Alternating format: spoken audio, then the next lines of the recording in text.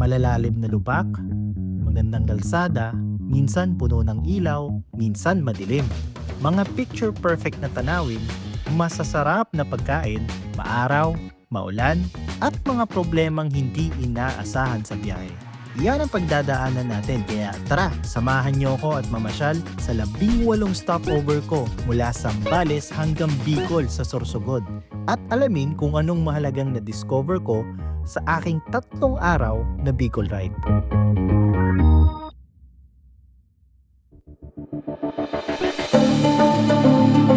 Mula dito sa Castillejo, Zambales, sisimulan ko ang ride. Naghanda na ako, nagdasal at nakaset na ang lahat ng aking stopover. Zambales to Sorsogon, 600 kilometers. Yan ang kailangan nating bagtasin. Pero huwag kayong mag-alala, hindi to dire-diretso dahil kailangan kong magpahinga. Longga po na. Woof. Alright. Na tayo sa rotonda, sa roundabout, sa ulo ni Apo.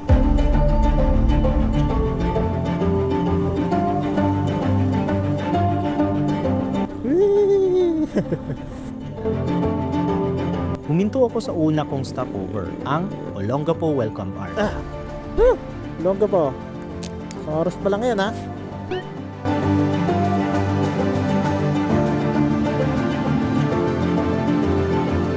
Tara, diretso tayo.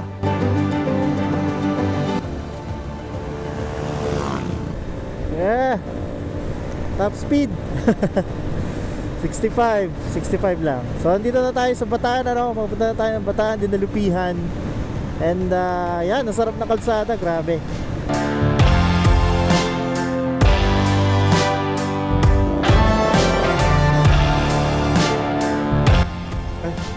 Full tank nga pala tayo, nga pala.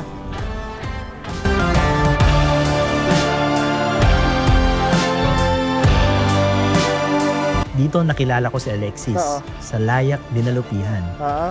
Thank you din. Pa-follow na lang sa YouTube lang yan. Pag na-edit ko to, sama kita. Kasama ka na dyan, Sir Alexis. Kakatya sa simula pa lang natin ayan, naportahan niya agad tayo na nakita yung YouTube natin. Nakapatay yung ilaw, bakit kaya? Pero ang sarap! Woo! Ako ay nauuhaw na.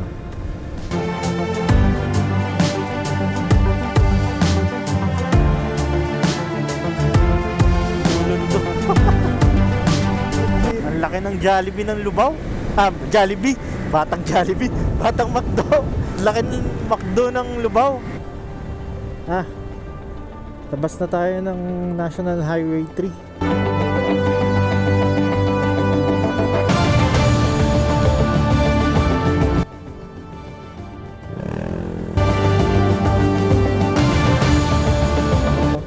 Tiyan ka na maging kwento, sir,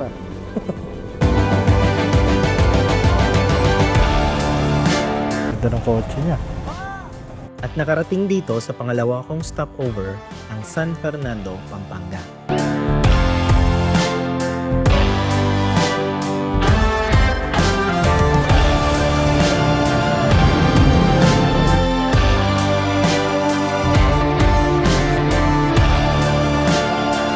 Mula San Fernando, dumaan ako sa malubak na kalsada ng Apalit at nakipagsabayan sa mga truck. Ang daming truck, grabe.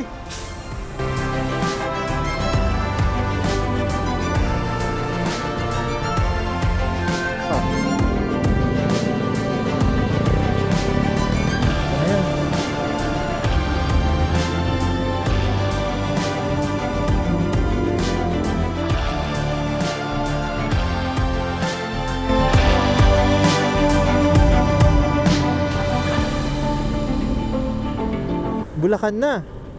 Nasa ilalim sila. Hindi pa natatapos. Ganda talaga pag maraming ilaw. Hindi nakakatakot mag-drive. Ito na. Kapitolyo ng Malolos. Yun, Yun ang Kapitolyo ng Malolos. So yun. At nakarating din ako sa aking pangatlong stopover, ang Kapitolyo ng Malolos. Pwede pala pumarada dito. Parada tayo dito. Saglit. Tayo saglit.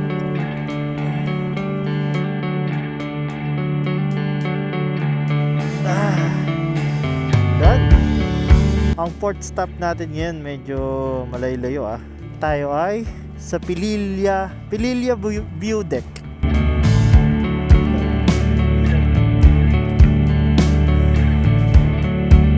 Dito.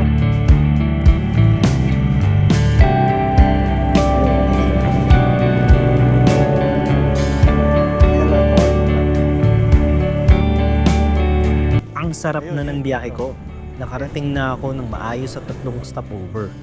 Pero, pagdating ng Bukawi, Bulacan, Flat pala tayo. Shit.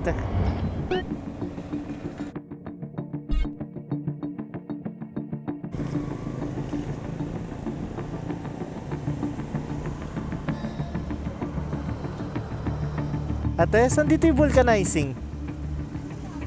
Awal. Bukas kaya ngayon? Boss? Vulcanizing po? Papa-vulcanize po?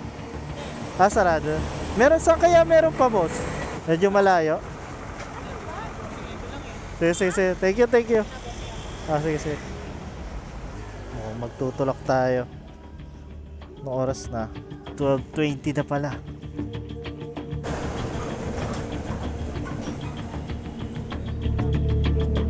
Latad, may ano ba dyan? May vulcanizing? O doon sa loob? Pangatlo ka na ba? Dumaan dito, na-plot din. Try mo na rin dito. Meron din. Sige, salamat po.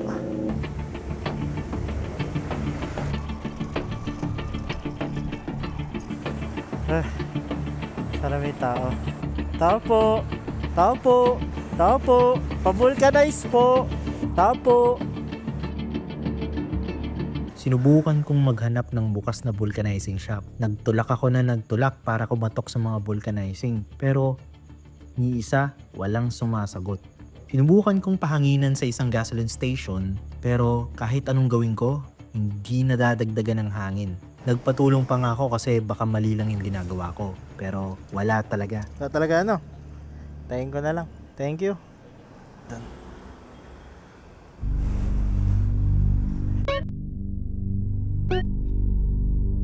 Parada ko lang dyan. Survey lang ako kung meron doon. Parada ko lang. Thank you. Dito pa talaga tayo naabutan. Unfortunately, wala akong mahanap. 1:30 na. So baka dito na tayo magpalipas ng gabi. Pwede nga service pero try natin, baka meron. Sana meron. Sinubukan ko din maghanap sa internet ng road service pero dahil sa gabi na, walang sumasagot. Baka dito na talaga tayo. Ang oras 2:30 magto 2:40 na. Hindi ko naman pwedeng i-move yung motor kasi flat out. Ngayon, yung pinakamalapit na vulcanizing shop, nandyan lang. Since walking distance lang. So, ilang oras lang naman Try natin matulog. The hardest part of going home is the journey. Hindi pa man ako nakakalayo, nagka-problema na ako. Mukhang wala akong choice kundi maghintay hanggang may magbukas na vulcanizing shop. Pangatlong Bicol ride ko na to. Hindi ba ako nakapaghanda?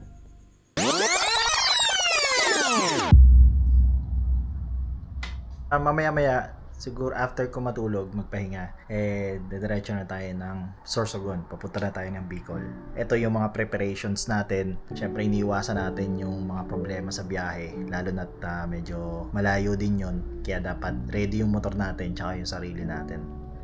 Yan yung mga dadaling ko. Tinglutuan, just in case. Ilatag ko para hindi ko makalimutan lahat. After nyan, yung mga damit. Yan, nailagay ko na yung mga damit na kailangan ko. Yung drone, bago nating makakasama. Konting baterya, ito, bago to. 60 mAh kasi naubusan ako ng battery sa kalsada. Yung motor naman ang ihanda natin ngayon. Yun, okay na. Napuwing pa ako. Nakapagpa-car wash na ako. Pinamekaniko ko siya, ang binuksan ko. Ito, pinalinis ko yung preno, pina-adjust ko yung preno, pati yung harapan. Pinabuksan ko din, pinatingin ko kung okay pa. Itong mga kable check ko para sa biyahe natin safe tayo. So, ang kulang na lang ay ako na lang. So, pag natulog ako, kung anong oras ako magising, doon ako mag-start bumiyahe. Mula dito, Zambales hanggang Sorsogon. Alas 6, sakto. Magbubukas na yung vulcanizing. So, na-stranded tayo ng alas 12. 5 hours tayo naghintay. And finally, eto na. Nasayang ang 5 oras ko, pero the show must go on. Ito yung dahilan ng limang oras na delay sa biyahe. After ma-vulcanize at maayos ang gulong ko sa likuran, mula dito sa Giginto, Bulacan, tuloy ang biyahe. Alright.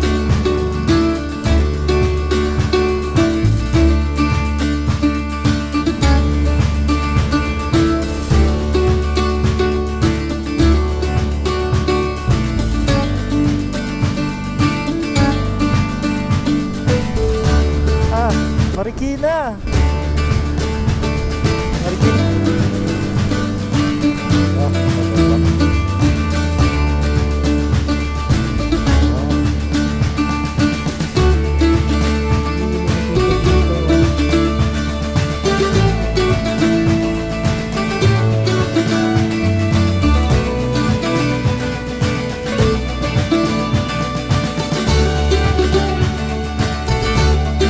Pagdating ng Morong Rizal, nabutan na ako ng antok kaya nag-decide na din akong huminto at magkape saglit.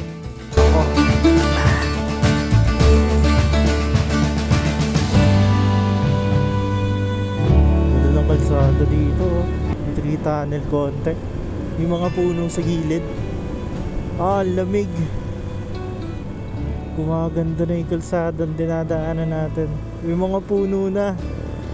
Yes! Yeah. Police.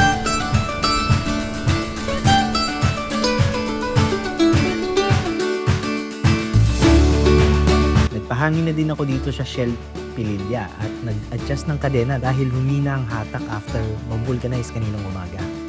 Maano yung play eh. Sobrang luwang.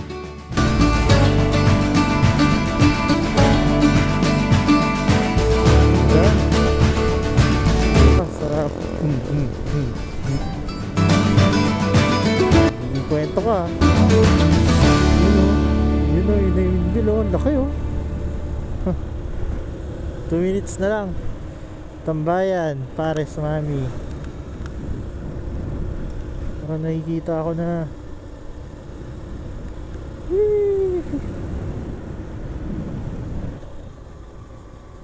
Balconaje. Oo, Balconaje. Balconaje. At nakarating din sa ika-4 kong stopover, ang Bugarin View Deck. Malapit na. Ito. Yan yun. Ito. Sarado tay. Ay, ganun. Ganda sana oh. Kaso may ulan doon. Yun ang hindi maganda. Yari tayo.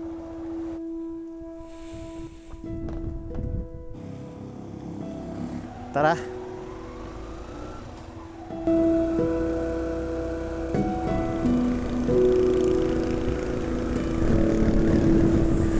Wala natin sa Milong.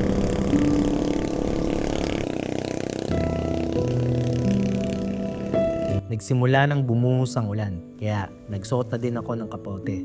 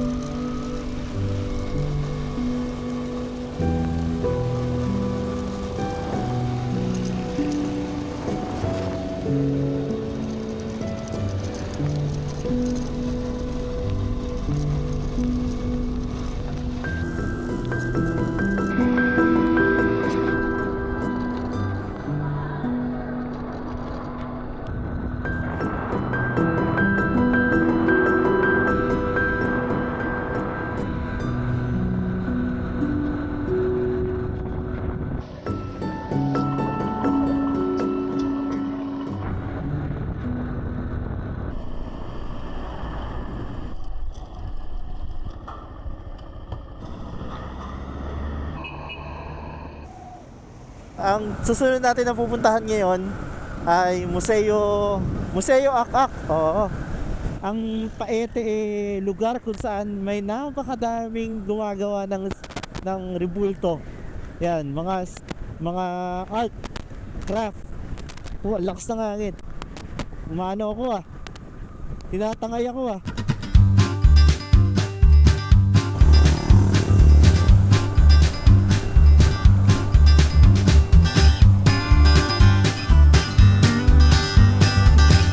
Gulat siya.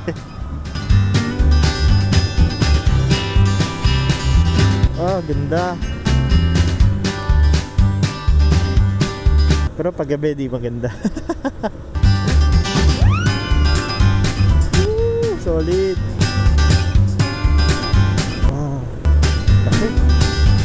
Bumaha. Yun. Tado ko ng hangin. Ang lakas. Yun. Ang lakas ng hangin. Grabe. Ano ko, ang lakas ng hangin dito. Oh, gumagalaw yung motor ko Paete na tayo yun. Dami mga rebulto dito handicraft. Ang Paete Laguna pala ay kilala bilang carving capital ng Pilipinas. Kaya sa ikalima kong stopover ay pinili kong huminto dito. Dito sana sa Museo de Akak para tumingin ng mga obra. Pero kailangan pala ng advance reservation para makapasok. Wait pala, nagpa-appoint ako no? Tira na lang natin.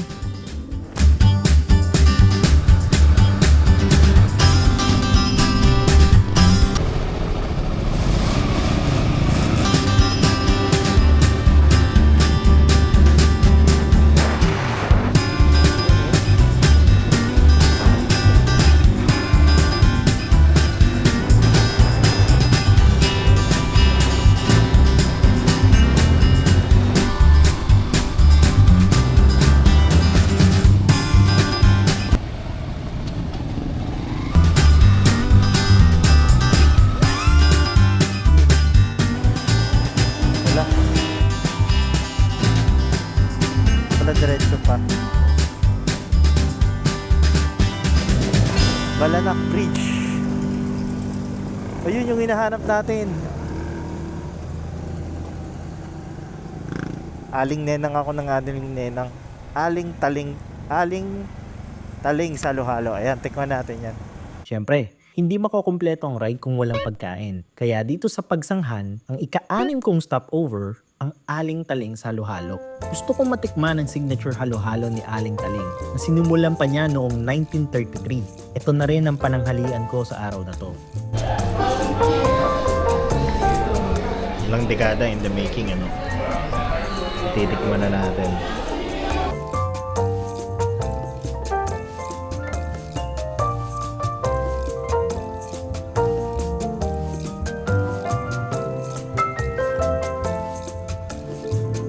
Tikman na natin ang halo-halo ni Aling Taling.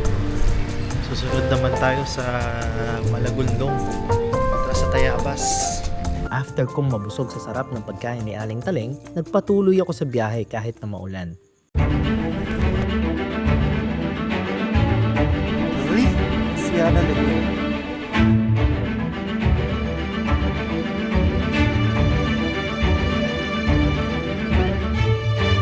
Ang aking ikapitong stopover ay ang Puente de Malagunlong ng Tayabas, Quezon.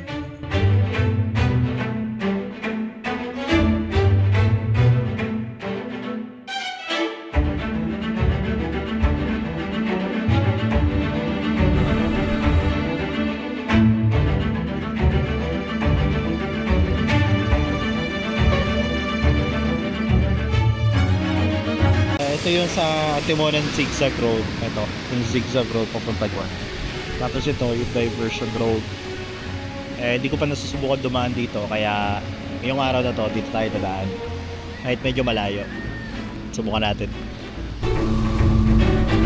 Tuwing uuwi ako ng Bicol, sa Bitukang Manok ako lagi dumadaan. Pero sa pagkakataon na to, pinili ko namang dumaan dito sa Diversion Road ng Bitukang Manok para makita kung ano pang meron dito at kung mas madali ba.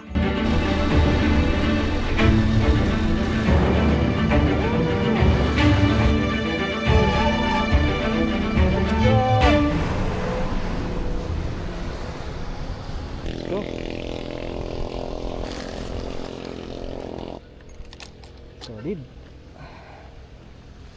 Next time ulit.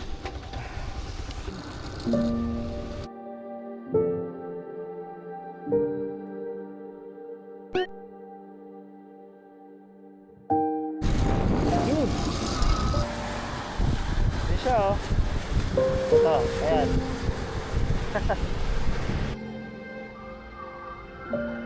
Habang nasa ride, biglang pumasok sa isip ko na hindi talaga ako pinabayaan ng Diyos.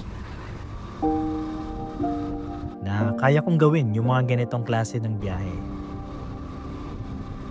Sa totoo lang, ako kasi yung dating bata na palaging naglalakad dahil walang pera at yung batang palaging nakatingin sa bintana ng bus. Pero ngayon, malaya na akong humihinto sa mga lugar na hinahabol ko lang ng lingon noon. Sobrang swerte ko pala talaga dahil nararanasan ko yung ganito. Sa ganitong paraan, sa totoo lang mas napapalipit ako sa Diyos. Mas nakikita ko yung ganda ng mundong ginawa niya.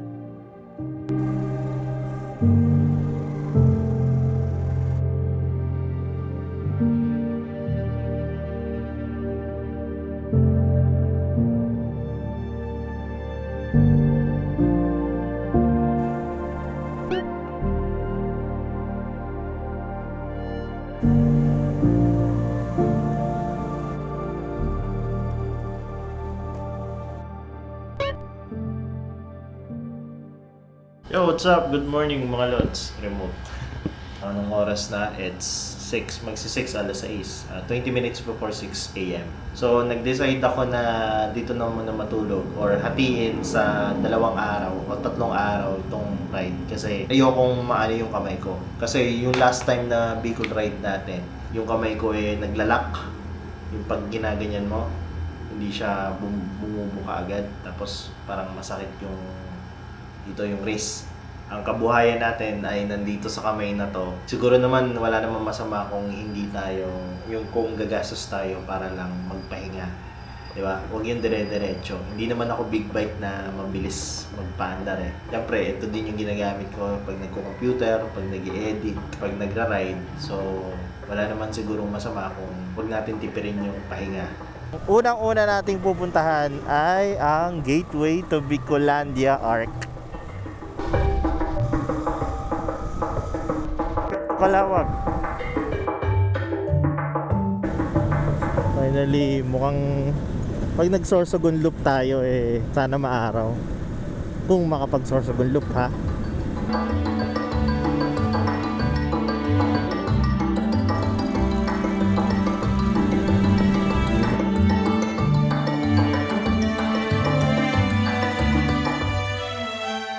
May tinda silang kakao. Ito. Malapit na talaga tayo sa Bicol. Na-miss ko yan.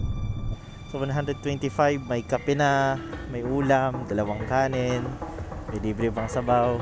Solid. May balak ako mag-Sorsogon loop. Sana umaraw bukas o sa isang araw. Lady of Fatima Paris. Kaya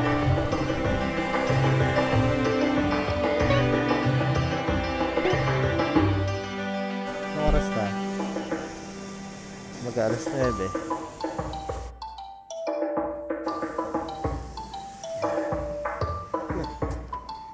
Ano yan kuya? Alaga?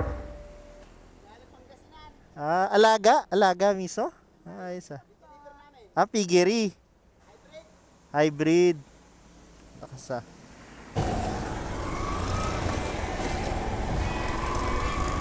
Let's go.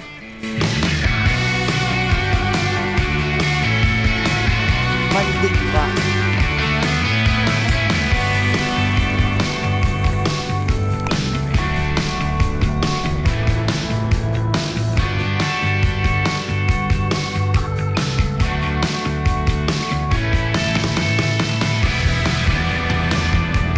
Wow. Araw na. Dito sa part ng Gallego, Camarines.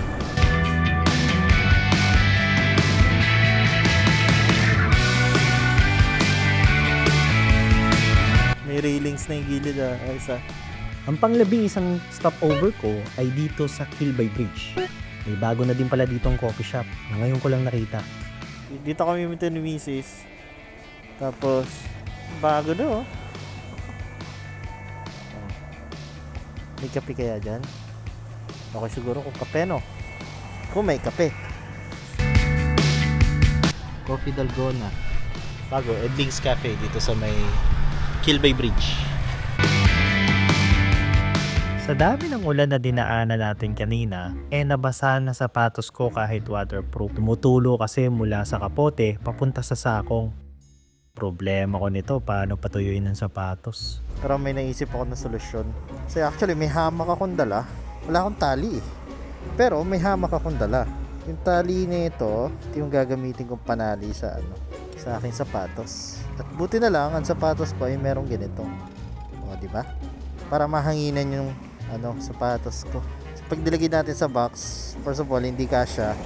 So, gagalaw siya pag ganyan. Tali na lang natin to. Tignan natin kung gagalaw o hindi. Anyway, at least mahanginan siya. Buti na lang may extra akong tsinelas na dala. Tara, let's go. Tuloy ang biyahe. Ang hari ng tondo. Yeah. Dan ko lahat. Yeah, bro. Sige. I-rap mo. Nagkakanta sa isang tabi. Kailangan palagi mas hindi ba barate.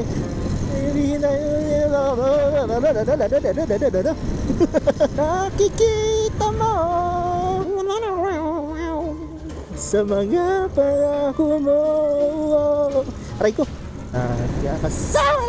Kakasawa na lagi kala ko may lubak yut gago.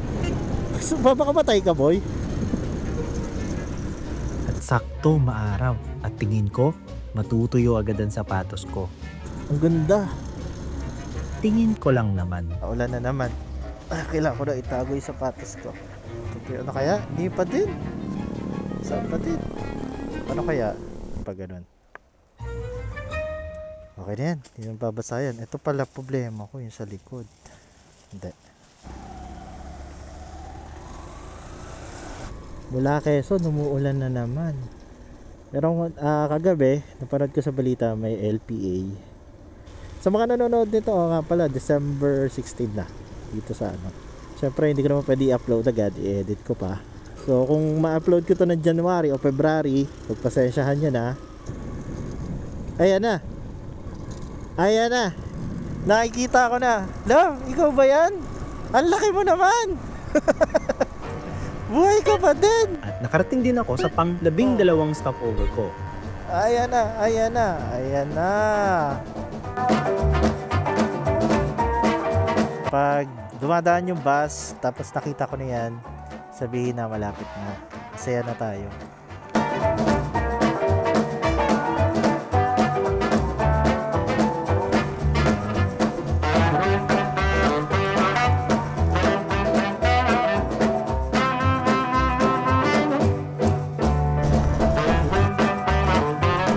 Eto na tayo. Nalabak. Ra-ride tayo dito sa kabila.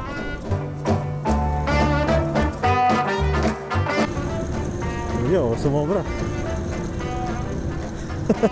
Kala ko sa sobra ka pa eh. Kumusta na kaya yung bahay dito na nag-iisa? Nandiyan, ay, yung pa rin. Ay, yung bahay. Ayun, ang ganda oh. May binakuran niya na. Ayan, may nakatira na pala. Ayun oh, ang ganda oh. Wow, bulkang mo yun oh, kita oh. At dito ako dumaan sa Old Provincial Road. Ito yung pinakamadilim paggabi, pero sobrang gandang daanan pag umaga.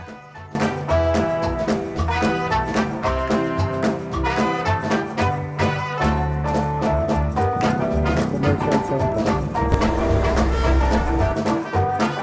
Huminto ako saglit dito sa Shell Bato para magkape.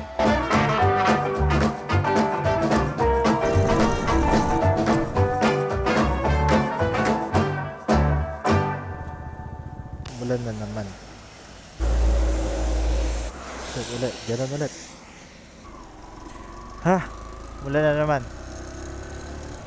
Sabihin natin nakakatatlong Bicol ride na ako pero Hindi pa ako nakakapunta ng Kagsawa. Ay, iba na yon. Ngayon, this time, umulan o umaraw, kailangan na natin puntahan yan. Grabe ang ulan, grabe, grabe, grabe. Yung yun. Kaso, hindi natin makita. Kasi may ulap. Sayang. Sayang. Ayun o, may ulap. Medyo maraming ulap ngayon, kaya sige.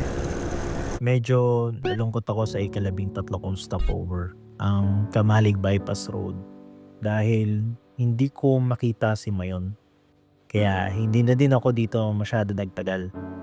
Sayang. Bukas. Try natin bukas. Ganda. Laki niya oh. Grabe. Sipin mo.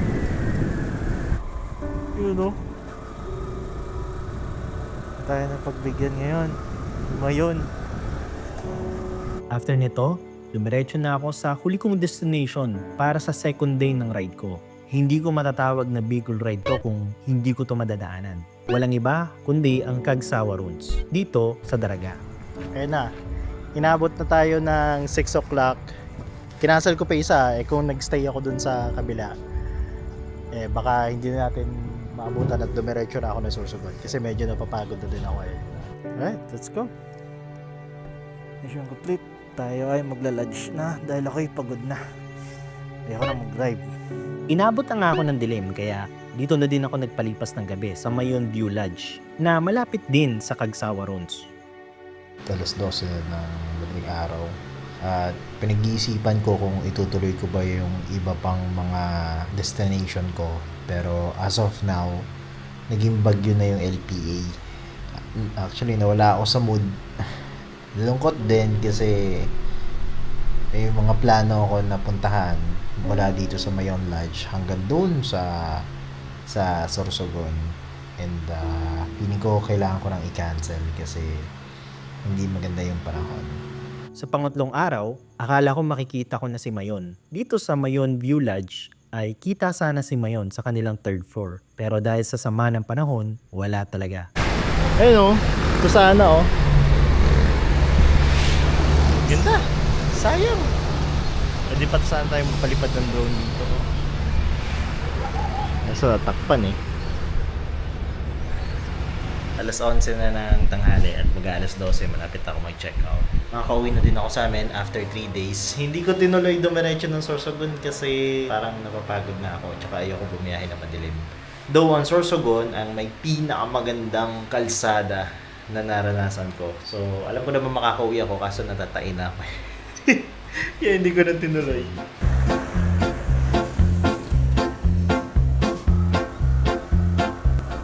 Saan na naman ako nadaan nito ni Google Map pa. Ayaw mo sa main highway, Google Map. Ito daw yung fastest route siguro. Kasi traffic nga naman at Pasko.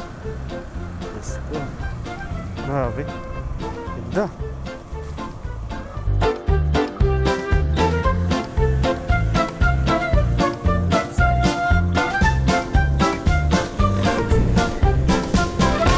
Woo! Sarap! Ang sarap ng kalsada nyo. From Albay to Sorsogon. Grabe. Napakasarap. Pamilyang bayan ng Castilla, Palengke. Ayan. May chopper oh. Astig. May chopper doon. Angas ah. Clear. Ang ganda oh. Alam, maaraw dito. Sana magtuloy-tuloy na.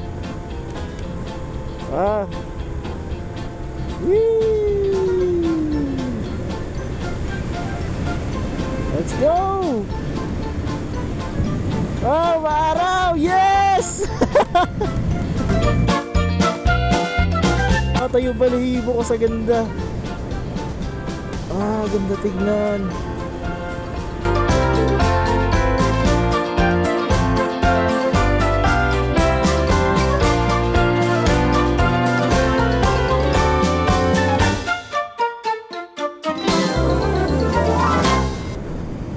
At nakarating din ako sa pang-15 Muna stopover tayo ko, ang Crab Rest Area o Pipita Park ng Sorsogon.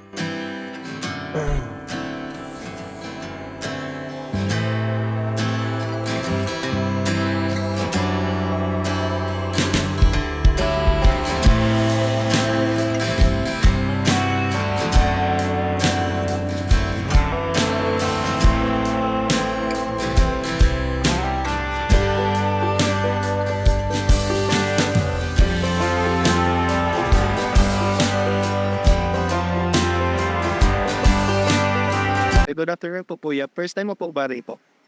Hindi naman, pero palagi akong umuwi dito dahil sa mga lola at lolo ko. Tanawin po dito. Maganda, sobrang ganda, lalo na yung Bermuda grass. Yung try nyo din yun, yung dalawang magjowa. Tanong nyo kung ano mas prefer nyo, yung may kwarto o wala. Joke lang.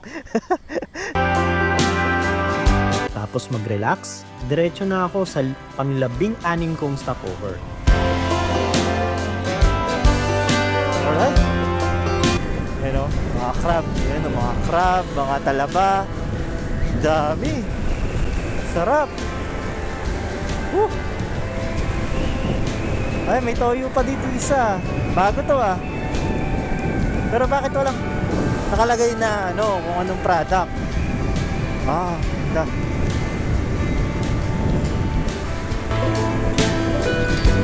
Ganda. Malapit na tayo sa Sorsogon City Town proper. Antay na lang. Dati din ako nagtrabaho dito. Dito mismo sa Sorsogon City. Tapos dito rin ako nag-apartment. Matig na 900 lang na apartment. Travelers Inn. Pang-pang. Ito, pang-pang. Pang-park car wash. Ba't ka nandyan sa gitna? Anong balak mo? Hindi ka tumabi. Food stop. Open 25 hours. Ayos yun ah. Matnog. Ito pamatnog. Matlog. Tapos direkta tayo. Ayan, Boulevard na tayo. Villa Italia.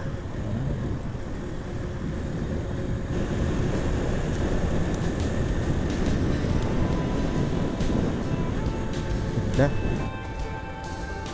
Peña Francia, Pomorian, Marayong. Tayo. At ito na nga ako sa pang-16 kong stopover, ang Sorsogon Coastal Road.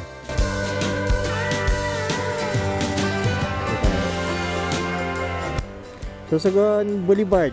Diretso pa tayo para doon sa Sorsogon Trimpiolas. Pero, wow.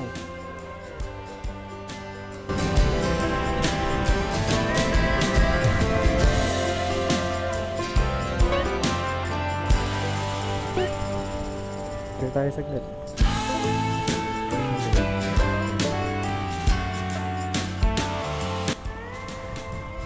Maya doon tayo.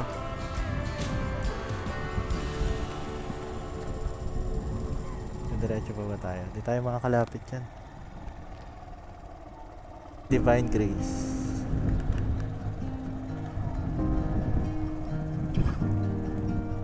Yun, may ano dun oh. May ilaw.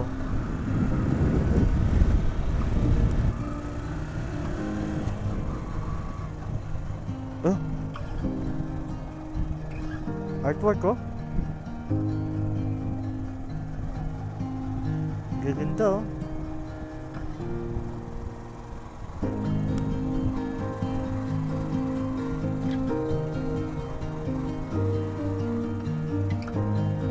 Hangin. Mangrove.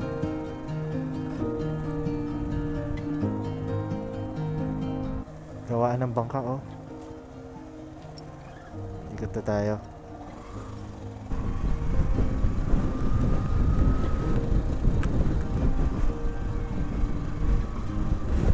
Bangka, kabuhayan. Sorsogon capital naman tayo. Let's go. Umikot din ako sa Kapitolyo ng Sorsogon. Lakas ng ulan, mga estudyante. Oh. Ayun oh, ganito oh.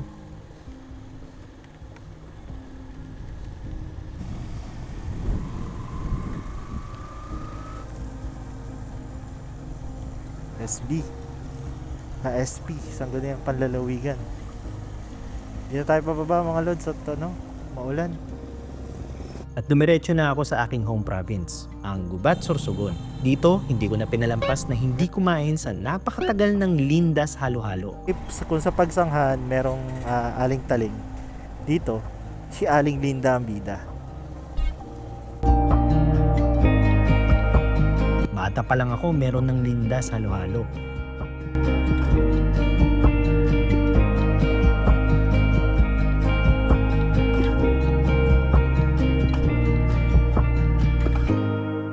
At alas 4 na ako ng hapon nakarating sa amin. Sa haba ng biyahe, buti na lang matibay si YTX. Sa loob ng 4 na taon, maaasahan pa rin talaga. Kahit nagka-problema man sa una, hindi pa rin ako nabigo pa uwi.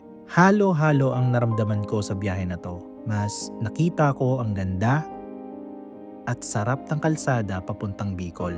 Mas nakilala ko pa nga ang sarili ko. Nasubok ang aking pasensya at nasagot ang mga tanong kung bakit ko to ginagawa. Parang kagaya ng ulan at araw sa Bicol Ride, yan ay darating at darating.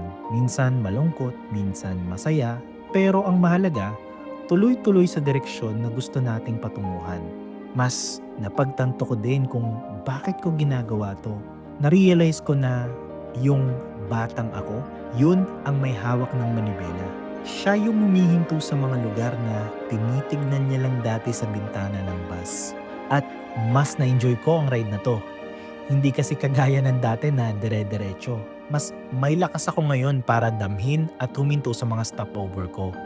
Bagamat oo, magasto sa aminin ko, pero yung benefits ng kaligtasan sa kalsada at sa kalusugan, walang kapalit. Hindi ako natuloy mag-Sorsogon Loop dahil sa sama ng panahon kinabukasan. Pero alam ko naman na marami pa namang pagkakataon. Kung nakaabot kayo dito, maraming salamat at sana nagustuhan nyo ang biyahe na to. At napadama ko sa inyo ang sarap ng Bicol Ride.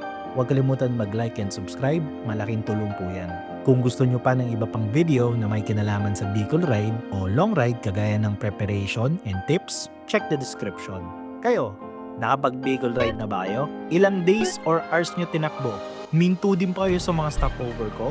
O meron kayong alam na dinaanan ko lang na mas maganda pala? Share nyo naman mga lods!